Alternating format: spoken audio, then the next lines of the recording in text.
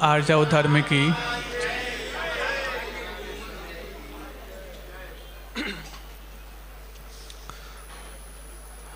श्रावक हो या श्रमण,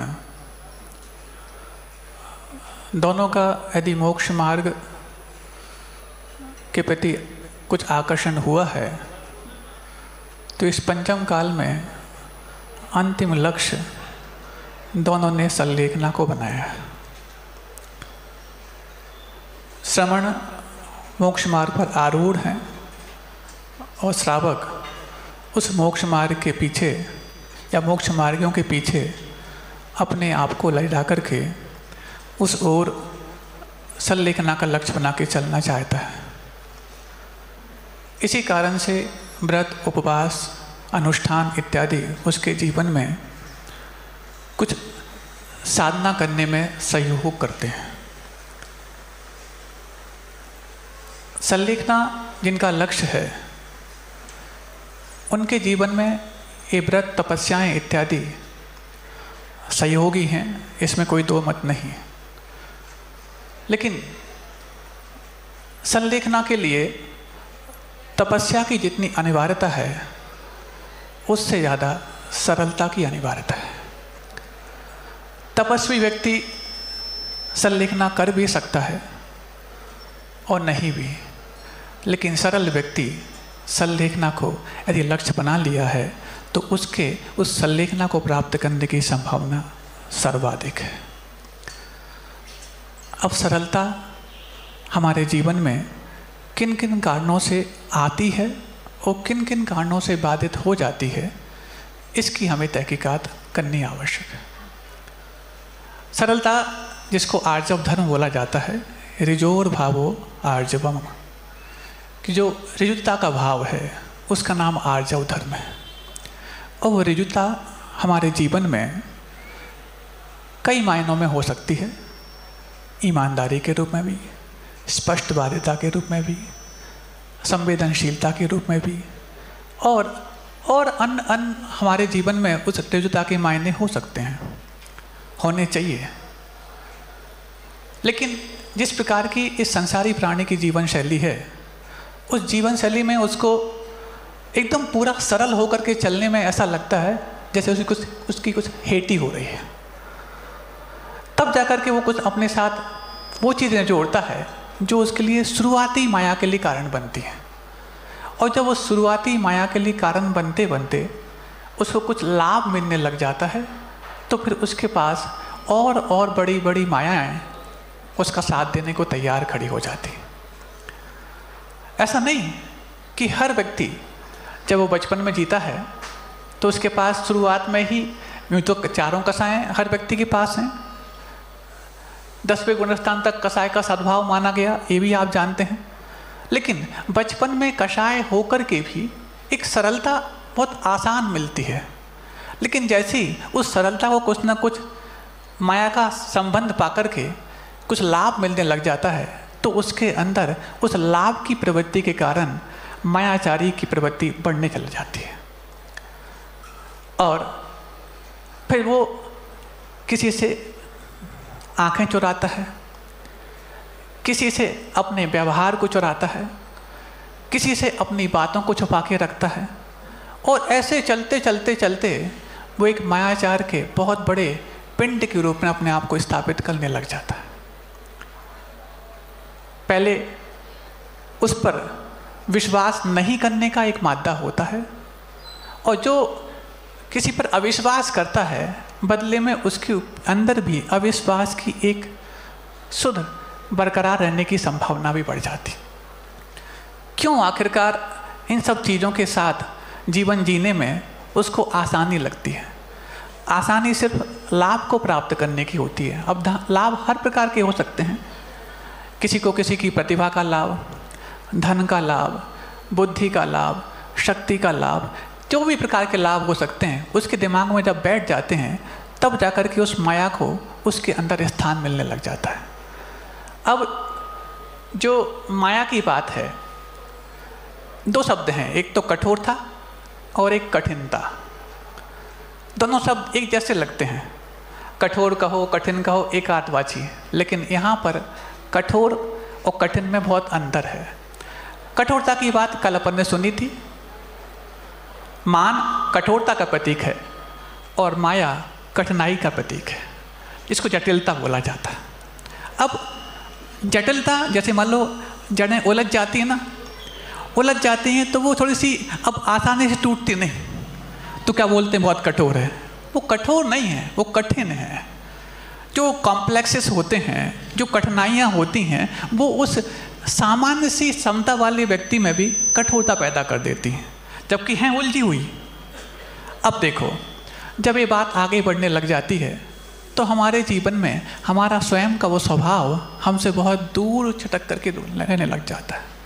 उसको लगता है कि शायद इतना ही ठीक है, इसके आगे कुछ ना किया जाए। कई सारे ऐसे दृष्टांत हमारे जीवन में देखने को मिलते हैं जिससे हम अपने स्वयं की ऋजुता की परीक्षा भी कर सकते हैं और माया की परीक्षा भी कर सकते हैं। यूँ तो संसारी प्राणी, उसमें भी गृहस्थ व्यक्ति अपने साथ जो कुछ भी ऊपर से जोड़ता है उसमें कुछ ना कुछ दिखावा तो होता है, और दिखाना इसलिए आवश्यक है क्योंकि बहुत कुछ उसका व्यवहार दिखाने से भी चलता है। लेकिन दिखाने की यदि सीमा हो जाए तो भी शायद उस माया से वो बच सकता है, जो माया उसके लिए घातक होती है। चारों प्रकार की जो मायाएं हैं, अनंतानुबंधी, अप्रत्याख्यान, प्रत्याख्यान और संजुलन, ये चारों मायाएं तो आप छोड़ नहीं सकते। अनंतानुबंधी छोड़ सकते हैं और अप्रत्याख्यान छोड़ सकते हैं जब तक आप श्रावक जीवन में हैं, और नहीं है तो फिर और आगे बढ़ना है तो फिर और आगे आ सकता है। लेकिन अब इस माया को छोड़ने की शुरुआत कैसे की जाए, और शुरुआत करने में ही सबसे ज़्यादा दिक्कत होती है। उपग्रह जो होते हैं ना, जो वहाँ पर अंतरिक्ष में छोड़े जाते हैं, उनको यहाँ से वहाँ तक भेजने में जितनी मशक्क़त लगती है, जितना ईंधन लगता है, जितना खर्चा होता है, बरसों तक तैयारी चलती है और 2-4 दिन में यहाँ से वहाँ पहुँच जाते हैं। 2-4 दिन की यहाँ से वहाँ तक भेजने की तैयारी वर्षों की, खर्चा अरबों का, लेकिन जब वो वहाँ पहुँचने के बाद वर्षों तक घूमते रहते हैं, कोई खर्चा नहीं, कोई मेहनत नहीं, कोई मशक्क़त नहीं। इसका मतलब है कि इनिशिएट करने में हमेशा मेहनत ज़्यादा होती है, खर्चा ज़्यादा होता है, लेकिन रेगुलेट करने में ना मेहनत है ना खर्चा है। अब शुरुआत कहाँ से की जाए, इसी का नाम इनिशिएशन है।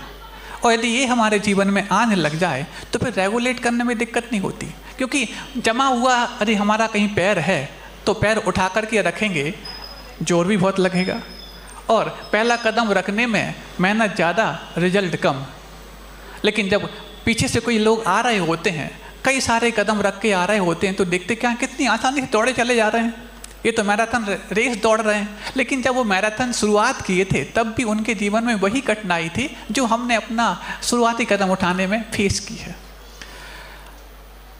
अब जैसे बताया कि उस सरलता के मायने कई रूपों में हो सकते हैं। सरलता का मतलब एक भोलापन भी होता है, सरलता का मतलब एक इनोसेंट भी होता है, सरलता का मतलब ईमानदारी भी होती है, सरलता मतलब स्पष्टवादिता भी होती है। स्पष्टवादिता का मतलब ऐसा नहीं कि जो हमारे मन में है, बोलते ना, मन में है सो वचन उचरिए, वचन हो सो तन सो करिए, लेकिन इसका दुरुपयोग ना हो जाए। मन में आया कोई नकारात्मक विचार, लेकिन उस नकारात्मक विचार को यदि उन वचन से बोल दिया तो इसका नाम सरलता नहीं है, इसका नाम आर्जव धर्म नहीं है। यदि मन में आ गया नकारात्मक विचार तो उसको शांत रखना और अपने अंदर स्वयं परिणामों को सरल बनाने का प्रयास करना भी आर्जव धर्म हो सकता है, बजाय कि पुनः पूरा दूसरे व्यक्ति के अंदर कुटिलता आ जाए, इसकी हमारे लिए भरपाई करना।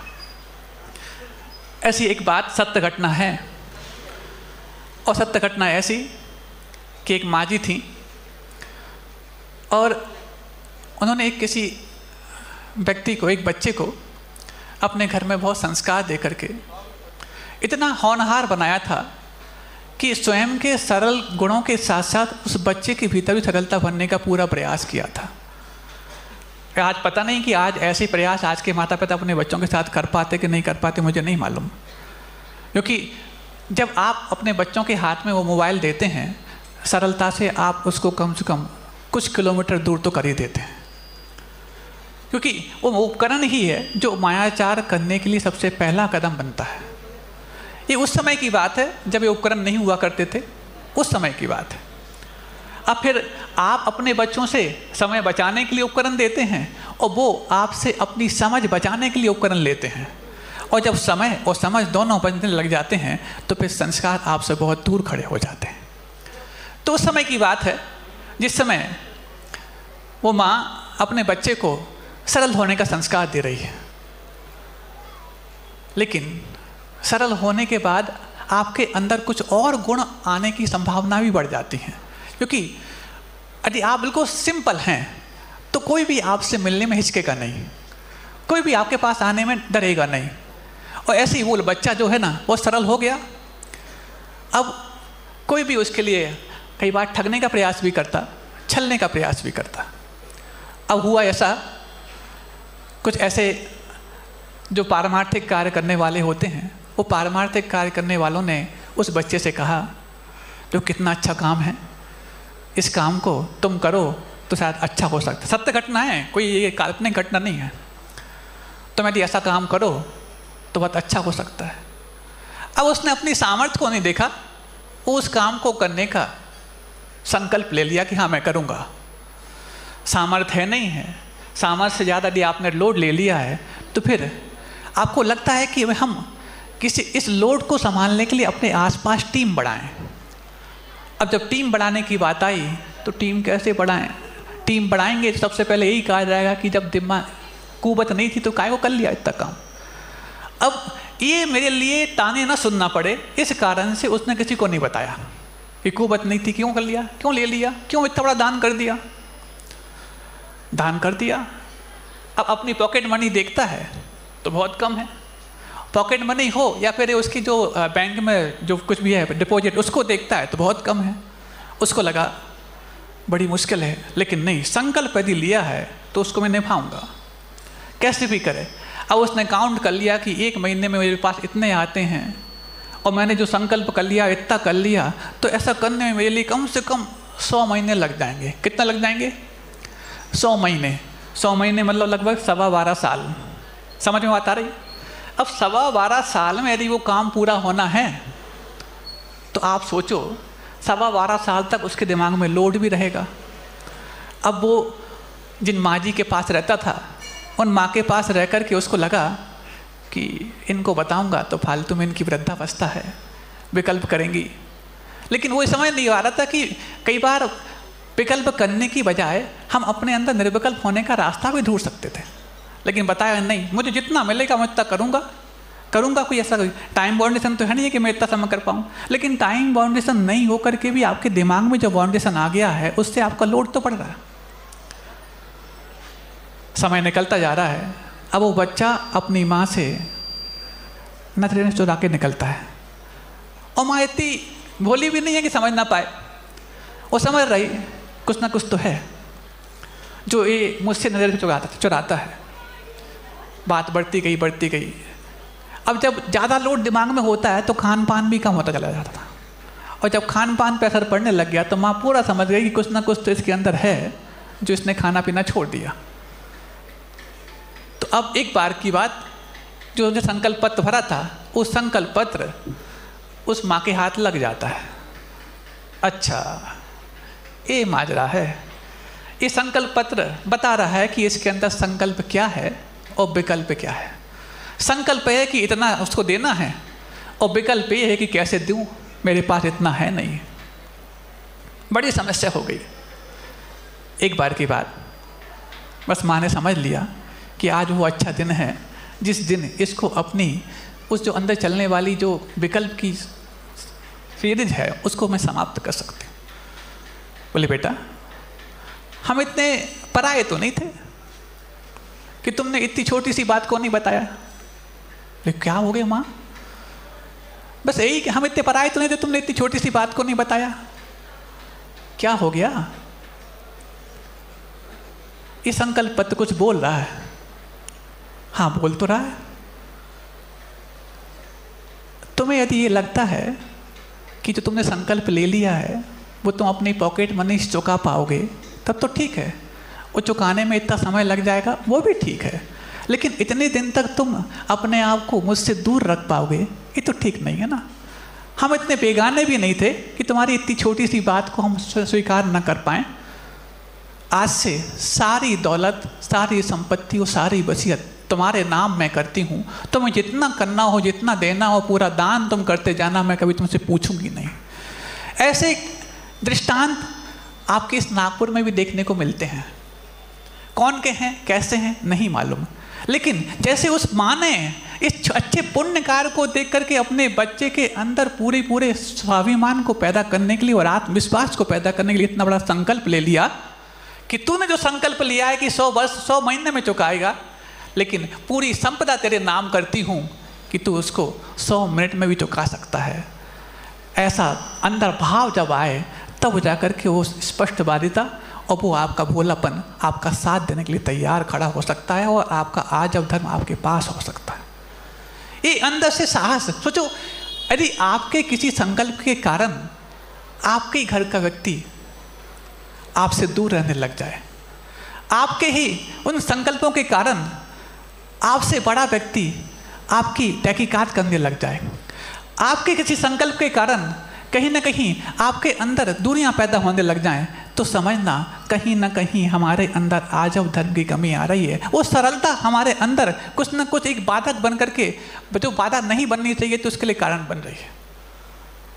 अब जब बात बढ़ी और इतना सब कुछ हो गया, वो बच्चा उसका हमेशा के लिए उसका हो गया। मैंने इतने महीने तक और मैं सिर्फ इसलिए उसको छुपाना चाह रहा था, कहीं मेरे इस भावावेश में आए हुए संकल्प के कारण तुझे विकल्प ना हो जाए। लेकिन माँ समझाती है, तेरे लिए इतनी सरलता के लायक यदि मैंने बनाया है, इसलिए बनाया है कि तू हर बात को मुझसे शेयर कर सके। गलतियाँ हो जाती हैं, हर व्यक्ति से हो जाती हैं, लेकिन उससे यदि गलती हो गई है और यदि हम उसको गलती स्वीकार करने का माहौल नहीं दे रहे हैं, तो हम एक नई गलती तो नहीं कर रहे हैं। क्या वो हमारी गलती उसकी गलती से छोटी है? छोटी है तो कोई बात नहीं, करने की छूट हर व्यक्ति को है, लेकिन यदि उसकी गलती को यदि हम उसके अंदर स्वीकार करने लायक माहौल देते हैं, हम तो अच्छे हो ही गए, उसको भी गलती से बाहर निकालने के लिए कारण बन गए। ऐसी आप अपने बच्चों के साथ उस गलती को स्वीकार करने का माहौल यदि तैयार करते हैं, तब ग्रस्त होकर के आपके अंदर उस संलेखन की तैयारी शुरू हो सकती है। ग्रस्त होकर के, क्योंकि गृहस्थी में कई प्रकार की गलतियां हो जाती हैं।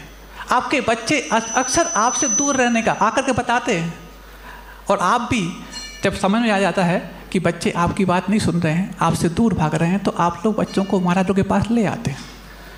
अब वो बात जो आप बचपन से 20-25 साल से आपके पास रह कर के नहीं समझा पा रहे थे और नहीं उसे स्वीकार करवा पा रहे थे, साधु के पास आकर के वो 2 मिनट में स्वीकार कर लेता है। क्यों?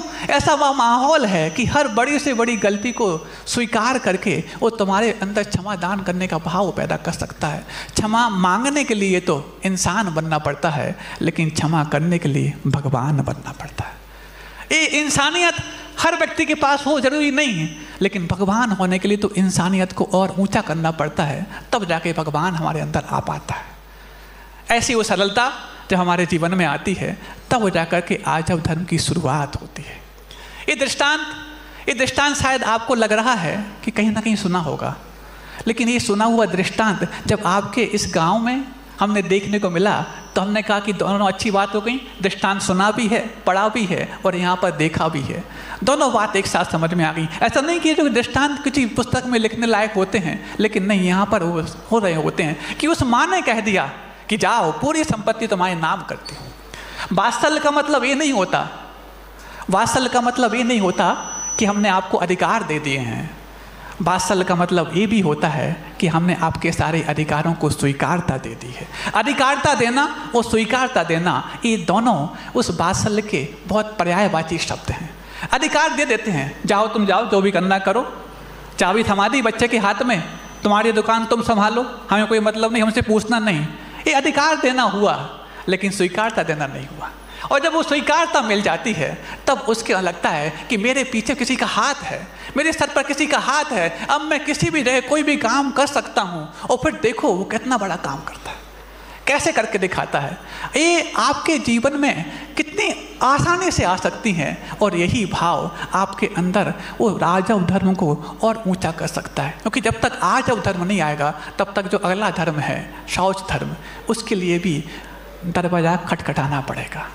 और ये संतोष, जब कोई ठग रहा होता है आपको, कोई आपको ठग रहा है, आपको लगता है कि मैं ठगा गया, लेकिन उस वक्त आपको ये सोचना है, ये ठगने का दुख भले मेरे लिए हो कि कोई मुझे ठग लिया, लेकिन सुकून भी है मैंने किसी को ठगा नहीं है।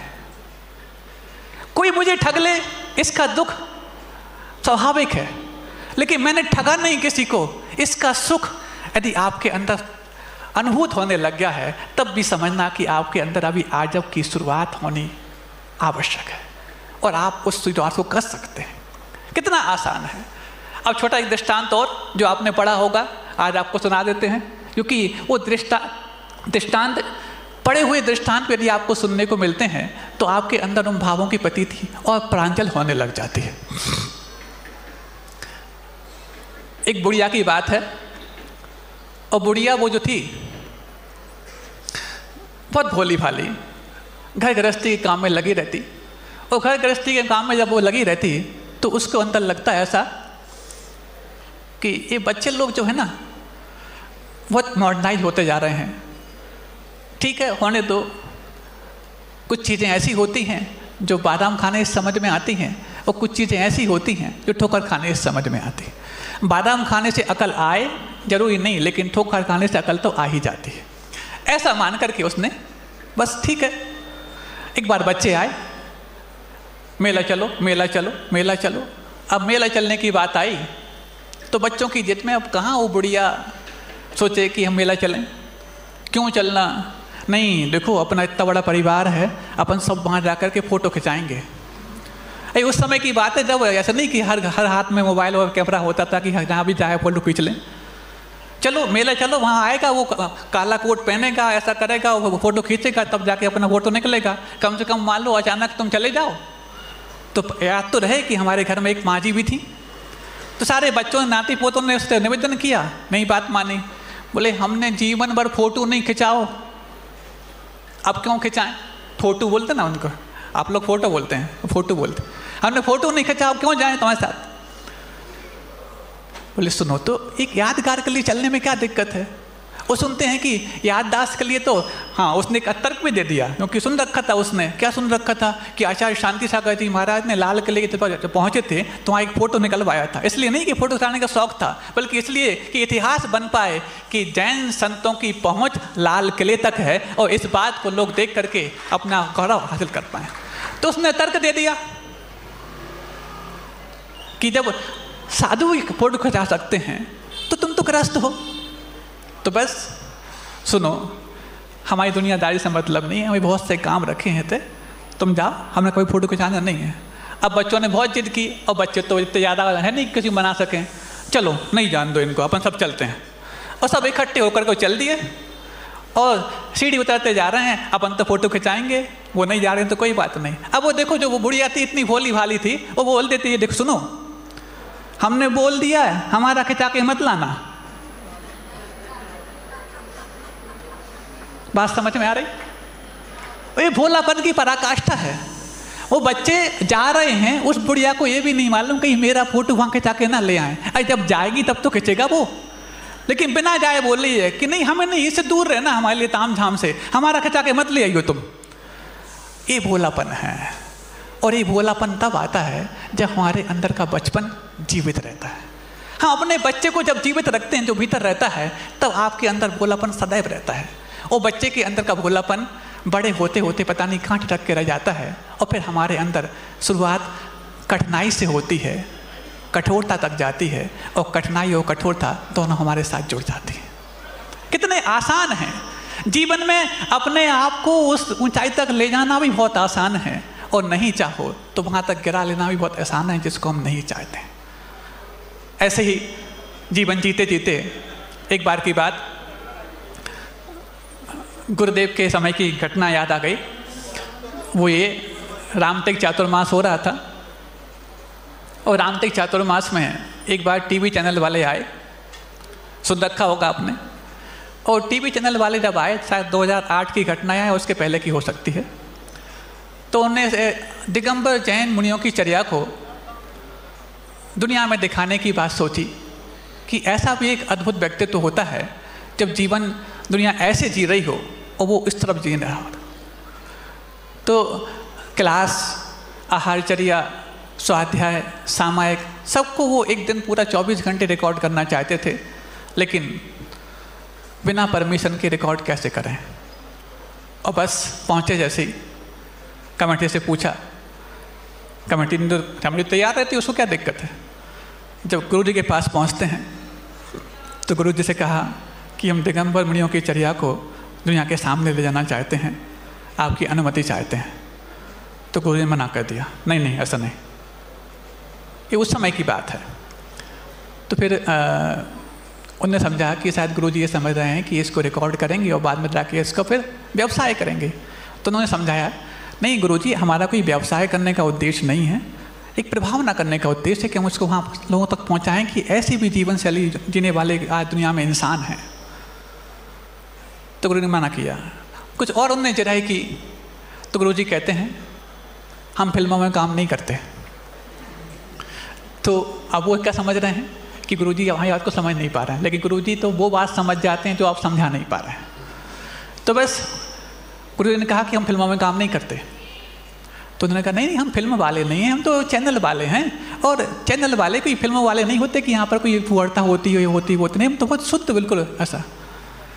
जब बहुत देर हो गई बात नहीं, तो गुरुजी फिर स्पष्ट शब्दों में समझाते हैं, बोले सुनो, कभी आप बाजार में निकले? बोले हाँ रोज़ निकलते हैं। बाजार में आपने कभी ज्वार बाजरा बिकते हुए देखा होगा? बोले हाँ देखा है। उसका आप सैंपल ले सकते हो? बोले हाँ ले सकते हैं। कितना ले सकते हो? मुट्ठी भर ले सकते हैं। और हो सकता है कुछ लोग तो ऐसे होते हैं जो सैंपल लेते लेते ही पूरे दिन भर का खाना ले आते हैं। एक मुट्ठी यहाँ से ली, एक मुट्ठी यहाँ से ली, किलो 2 किलो सैंपल में ही काम हो जाता है, और इतना ही उनका खाने पीने का खर्चा है, तो सैंपलिंग में उनका पूरा काम हो जाता है। बोले तुम ज्वार बाजरा की दुकान पे जाओ, तुम्हें सैंपल मिल जाता है ना? बोले हाँ मिल जाता है। और किसी जवाहरात की दुकान पे जाओ तो मिल पाएगा क्या? तुम यहाँ क्या मान करके आए, ये ज्वार बाजरा की दुकान है क्या? अरे ये तो रत्नत्रय के व्यापारी हैं, एक रत्न भी खरीदना हो तो पहले पूरा खर्च करना पड़ता है, तब जा करके वो मिल पाता है। और जिनको मिल गया है, तुम बिना कुछ खर्च किए यहाँ पर लेने आ गए, कैसे मिल पाएगा? ऐसा ही आर्जव धर्म हम सबके जीवन में आए, और इस आर्जव धर्म के बारे में और आगे बताने के लिए मैं